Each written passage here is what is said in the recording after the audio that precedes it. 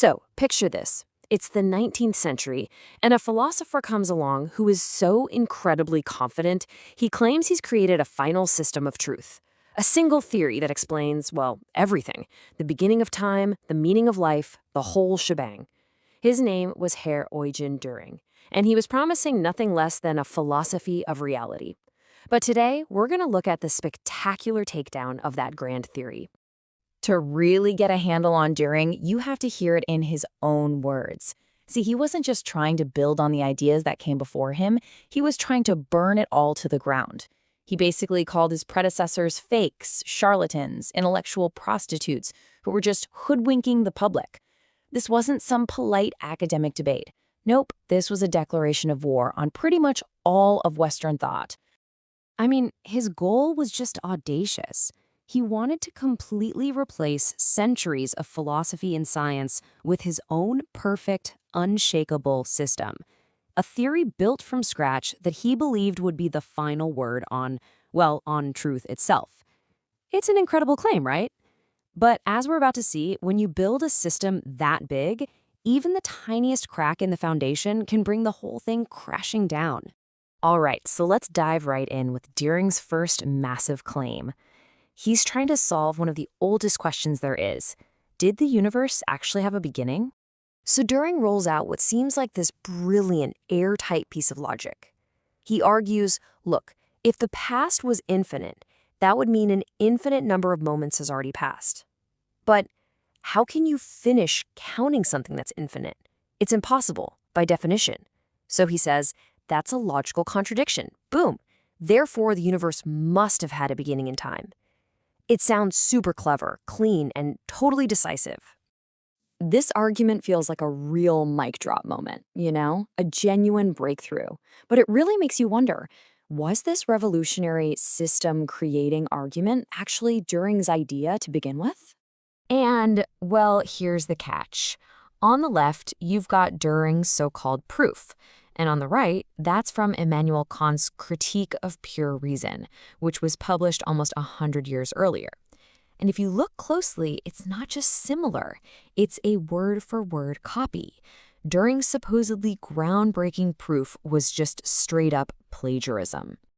Oh, but wait, because it gets so much worse. Dühring didn't just steal the argument, he completely twisted its purpose. You see, Kant presented this as an antinomy, a paradox. On one page, he'd prove the world must have a beginning.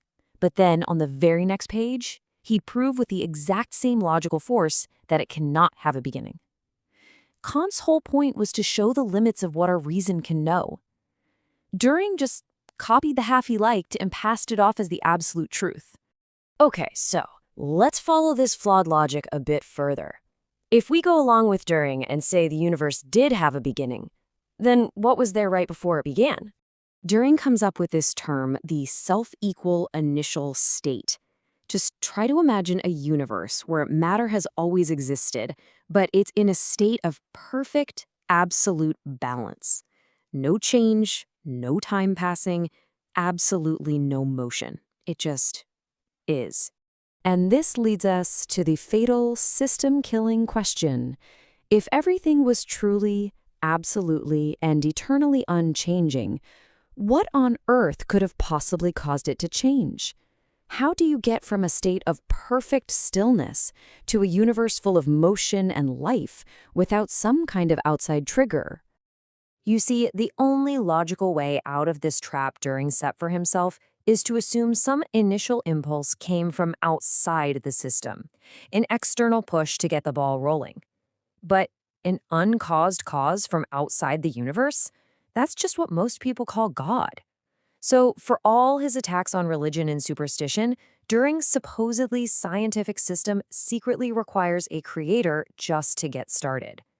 And you can almost feel him realizing he's in a corner here because he offers up these three incredibly weak excuses. First, he just says, well, explaining any change is hard, which is a total dodge.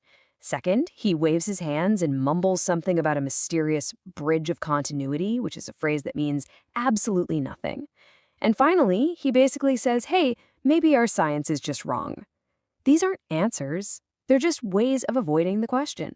But his critic offers a much simpler and way more powerful idea in response. Motion isn't something that just happens to matter.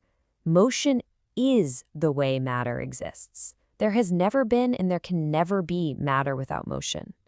And just like that, with that one single idea, Dühring's whole problem just evaporates. There was no motionless state. There was no need for an initial push. The universe was always in motion. Okay, so we've watched Dühring's system totally fail on the huge cosmic scale of space and time. But what happens when his grand theory runs into the messy, complicated reality of the living world? Let's take a look at his critique of Charles Darwin. Dühring tries to take down Darwin by basically making stuff up. He claims the struggle for existence is just an idea Darwin stole from the economist Malthus, when, anyone can just go outside and see it happening in nature. He accuses Darwin of creating new traits out of nothing, when Darwin was super clear that he was studying how existing variations were preserved. And then he falsely claims Darwin traced all life back to one single ancestor, when Darwin actually said some few beings. He built a complete straw man just so he could knock it down. To really see the failure here, just look at how Dühring tries to define what life is. His version is this tangled mess of jargon, circulation of substances through special channels from one internal point. It's just absurdly complicated. Now, compare that to his critic's definition. Life is the mode of existence of albuminous bodies, which are constantly renewing themselves. One is clear and scientific. The other is, well, it's pretty much gibberish. And what happens if you actually take Dühring's convoluted definition seriously? Well, the consequences are just ridiculous. If life requires circulation through special channels, then you'd have to say that all plants are not alive. Same goes for huge parts of the animal kingdom, things like polyps and worms and starfish that just don't fit his super narrow checklist. His definition completely fails the most basic reality check. But maybe the final nail in the coffin is this. Dühring suggested that biology should just stop using the word development and use the word composition instead. I mean, think about an embryo developing inside an egg, right? All those cells dividing and differentiating. To call that process composition is to show you have absolutely no idea how the most fundamental processes of biology actually work. His grand system had nothing useful to say about reality because it never bothered to understand it. And so all of this leaves us with a pretty big question. Dühring offered the system that promised total certainty, but it was built on plagiarism, bad logic, and a deep ignorance of science. It's a good reminder that any theory, no matter how big or how confident it sounds, has to eventually answer to reality.